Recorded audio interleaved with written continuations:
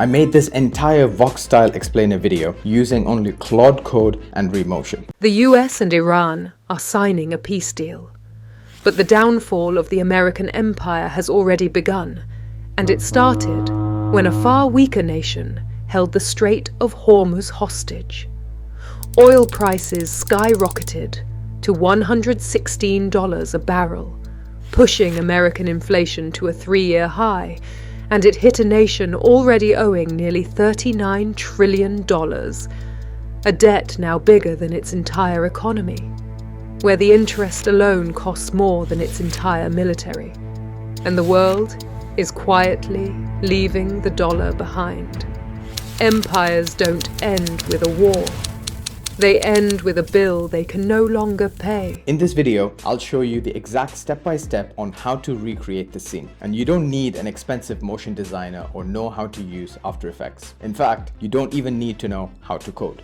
So let's get right into it. So in order to create this 47-second Vox-Style explainer, what we need to do is we need to follow a few steps. Now, the number one is obviously your storyboard and script. And essentially, you need your script that acts as the timeline. So my script over here was obviously the US and Iran peace deal, which I made a video out of. What happens here is that each beat maps to a visual. So this is my entire script over here in a table. So you can see the voiceover lines, the US and Iran are signing a peace deal, held the Strait of Hormuz hostage, oil prices skyrocketed. So the entire thing is just based off of the voiceover first. And then after that, you can see I've got all of the foreground assets. There's a midground asset. I've got the prompt as well for both the midground and the foreground, because essentially what I'll be using here is I'll be using an image generator, most probably GPT 2.0, because that's one of the best image generators that's out there. And moving on from there, once you have your voiceover,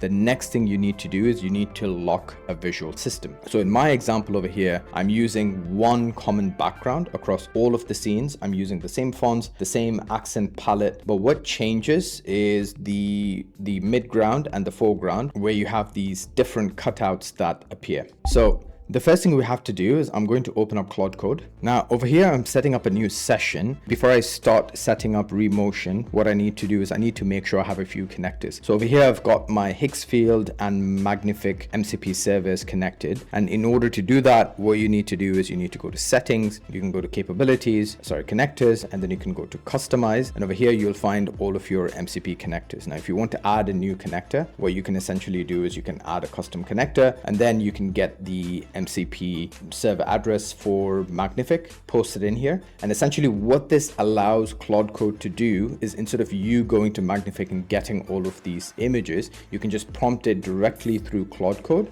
and it'll be able to get all of those images for you. So for example, this is my Magnific MCP server that's set up over here, and you can see that's the server address right there. Okay, so once you've set up your MCP servers, what you need to do is you need to have a proper architecture, a proper folder structure for your project. So essentially each scene lives in its own folder. Each scene has multiple props that come up, and obviously they have a shared background. So I'll show you what that looks like in terms of a folder structure. So this is what the scenes look like. So if you look at scene 1, these are the cutouts that I got from Magnific, and this is obviously the White House, and this is the shared background over here. And then you will see the shared background is in every scene. So essentially this is the oil tanker scene, and you've got a shared background here as well. So it's there in all of them. And then the only thing that changes is that in each scene, you've got a different cutout, right? And I'll show you how that plays in once we start building these scenes. So the next thing I'm going to do now is I'm going to set up the Remotion project. So I'll just copy this prompt and I'll go here and I'll just set that up. Oh, before I do that, I need to actually select a folder. So what I'm going to do is I'm going to select the scenes folder over here, select folder, and then just run that prompt again.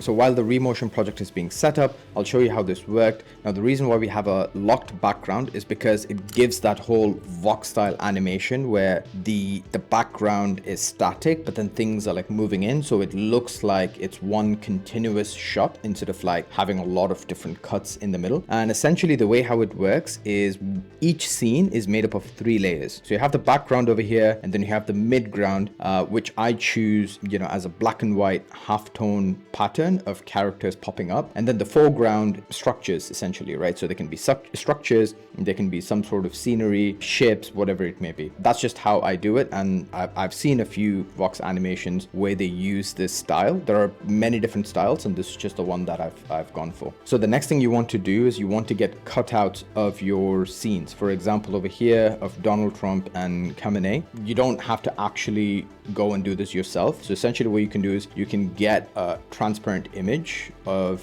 Donald Trump or whoever the character might be. And essentially what you can do is you can tell Claude Code to make the image of Donald Trump in the folders black and white and give it a halftone pattern to finish. You can see over here as well, like do the same for the image of Khamenei. And this is what you get out of it, right? So it gives that magazine sort of feel, that papery feel, texture that you would get, so it doesn't look all digital. I mean, I'm a huge fan of the way how Vox does their animations, and this is just like one way to sort of simulate that. If you go to the scene file over here, and this is what it actually looks like. Okay, so the way how we're going to do this is we're going to be animating with intent. And what I mean by that is we're going to be using just 2 functions. Again, you don't have to know these function calls. You don't have to necessarily know how to code. But just for you to understand, there's a spring function and then there's an interpolate. So essentially spring is what does the whole pop-up effects and all that. And what happens over here is you don't even have to say to use a spring function over here. So you can essentially say plain English animate scene 1 where the White House springs up first, followed by Donald Trump and Khamenei right after. Stagger them so they don't all move at once. Give me an offset red marker stroke behind each cutout for the midground characters. And this gives you that signature sort of red sort of stroke, just to give it that a little bit of a 3D illusion, and it just honestly just looks nice. So I will copy this prompt here. So it looks like Claude Code is still running, setting up the Remotion dependencies. Okay, so now what it's done is it's set up the first scene with our characters in the midground and White House in the foreground. So I'm just going to let it complete, and then what we will do is we will get it to start a Remotion server for us, or a Remotion studio, and then we'll go inside Remotion Studio and we need to make a few fine adjustments. All right, so it's given me some commands to start the Remotion Studio, but what I can do is I can just ask it in plain English to start the studio for me. Start the Remotion Studio for me, please. All right, so this is what the first scene looks like. And you can see it's not actually the best because we need to go make some changes here. So that's exactly what we're going to do. So one thing, if you notice over here, we've got this error. So I'm just going to go and sort out this error. So I'll go back to my Claude Code. Fix this error, please.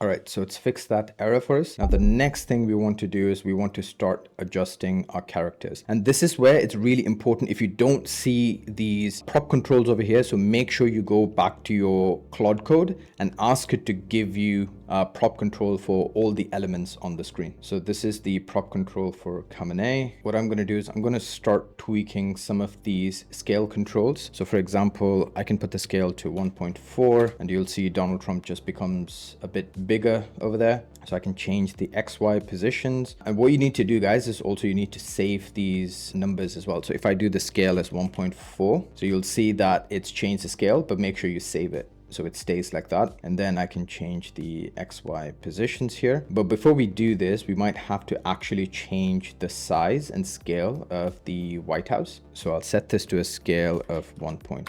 1.5. Okay, maybe I'll make it slightly bigger, 1.6. Save that. And then I'm going to set this y-axis maybe all the way down here. So let's see what that looks like. So the White House comes first, and then Donald Trump and Kamenei. So the White House is fine. Now I just need to fix both of these characters here. Maybe make the White House slightly bigger, 1.8.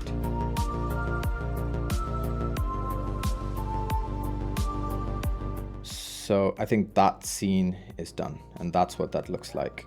So just to run it again, so you have the White House pop up first, and then you have the two characters pop up right behind. So now that we've made those changes, so what you get is a bunch of different scenes. Now let me show you what those scenes look like. So you'll see this is like a debt transition scene. So this is an oil tanker scene. Now for this one, what I did was there's an actual like green screen ocean video that you can download off of Magnific, and essentially it's just an animated or like an actual video of an ocean with the background just removed. And this is what that looks like.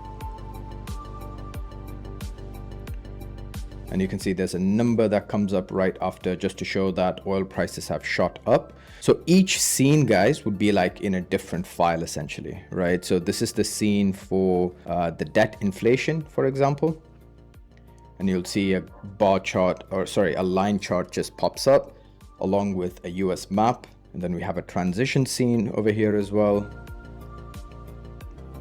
So once you have all of these scenes, what you need to do is you need to put them together. After you've done all of your fine adjustments, the next thing you want to do is you want to assemble a master sequence. So now you can get Claude Code to stitch all of these scenes together in one video in order, each one playing for as long as it's part of the voiceover, so they run back to back as a single film. The next thing you want to do right after this is you want to do your voiceovers.